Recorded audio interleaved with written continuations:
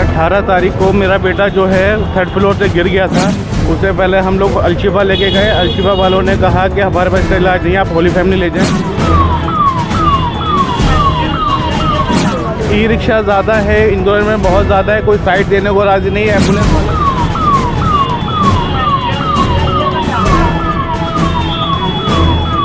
Ambulance वाला continue बोल रहा था कि भाई साइड दे दो, लेकिन कोई साइड देने को राज़ी नहीं था। ये था कि उस दिन मेरे गली वाले थे, उन्होंने मुझे बहुत सपोर्ट किया। उन लोगों की वजह से अल्हम्दुलिल्लाह मैं सही टाइम पे पहुंच गया हॉस्पिटल। उन लोगों ने बाइक से हमारे 5 से 3 मिनट का रास्ता है। उस दिन कम से कम आधा घंटा तो मुझे मैक्सिमम लग ही गया था जाम की वजह से।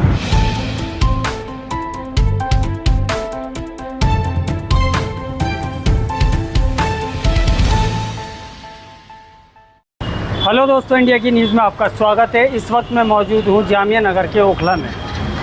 और ये रास्ता जो आप देख रहे हैं इस तरफ जा रहा है, ये जाता है सीधा यहाँ से तिकोना पार्क होता हुआ होली फैमिली। और अगर उस तरफ से हम जाएंगे वो भी होली फैमिली की तरफ जाता है। अगर आपको यहाँ से होली फैमिली जाना है तो मुश्किल से 2 से 3 मिनट का रास्ता है अगर बाइक से आप जाते हैं तो। लेकिन यहाँ से होली फैमिली जाने में इस वक्त कम से कम आधा घंटा आपको लगेगा। मैं एक किस्सा सुनाना चाह रहा हूँ आपको। एक हमारे दोस्त हैं अनवर साहब, अभी कुछ दिन पहले उनका बच्चा जो है 3rd फ्लोर से गिरा, जो 1.5 से 2 साल का है। और 3rd फ्लोर से गिरने के बाद आनंद फानंद में उस बच्चे को जो है वो अलशिफा हॉस्पिटल लेके जाया गया।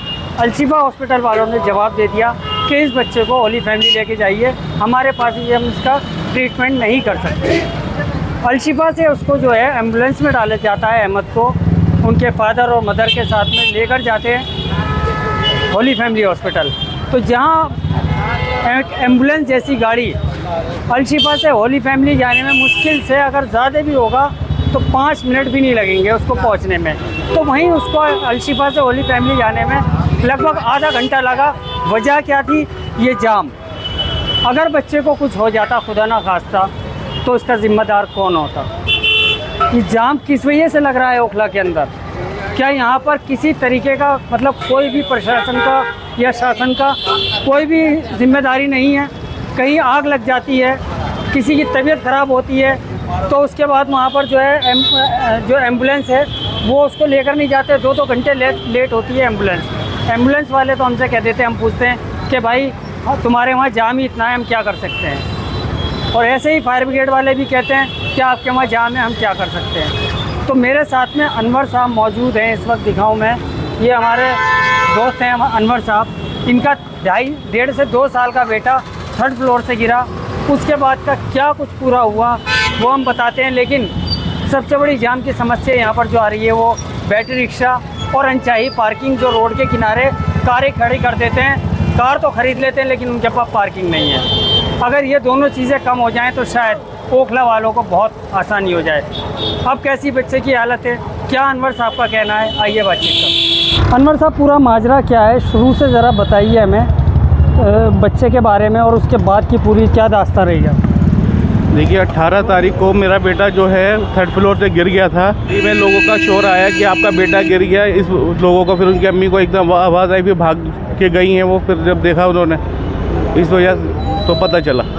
उससे पहले हम लोग अलशिफा लेके गए। अलशिफा वालों ने कहा कि हमारे पास इसका इलाज नहीं है, आप होली फैमिली ले जाएं।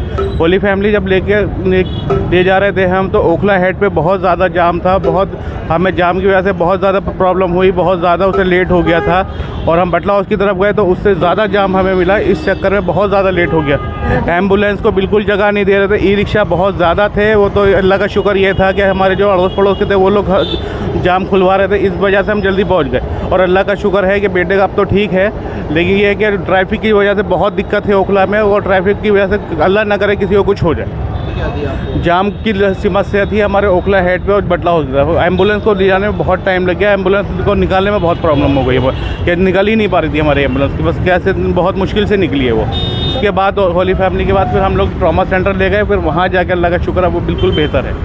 कितने दिनों तक वो बच्चा हॉस्पिटल में रहा है? 4 दिन तक वहाँ रहा हॉस्पिटल में। हॉस्पिटल वाले ई रिक्शा ज़्यादा है, इंदौर में बहुत ज़्यादा है, कोई साइड देने को राज़ी नहीं है। एम्बुलेंस वाला कंटिन्यू बोल रहा था कि भाई साइड दे दो, लेकिन कोई साइड देने को राज़ी नहीं था। बहुत मुश्किल से हम लोग एम्बुलेंस लेके गए हैं और अलशिफा से होली फैमिली तक। रॉन्ग साइड की वजह से भी बहुत ज़्यादा प्रॉब्लम थी और अपना तिकोना पार्क की तरफ भी बहुत जाम था। फिर पटना हाउस तक पहुँचे, वहाँ बहुत जाम था। तो हम लोग तो बिल्कुल होपलेस हो गए थे, कैसे करें क्या करें। भाई ये था कि अल्लाह का शुक्र के सही टाइम पे पहुँच गए थे, बाकी जाम बहुत ज़्यादा था, बहुत ज़्यादा प्रॉब्लम हुई थी वो उस दिन।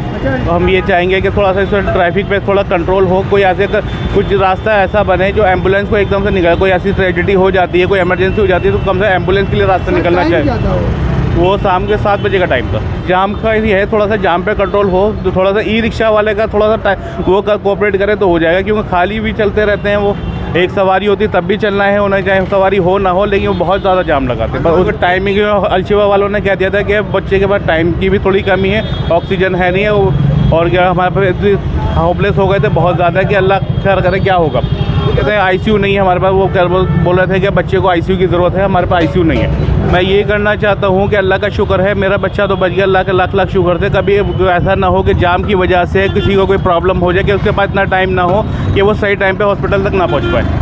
बस ये है कि जाम को लेके थोड़ा सा ये था मेरा कि सबको अवेयरनेस करें और क्या वो सही टाइम पे जो है एम्बुलेंस से अपने हॉस्पिटल तक पहुँच जाए, कि उनको डॉक्टर का ट्रीटमेंट जल्दी मिल जाए।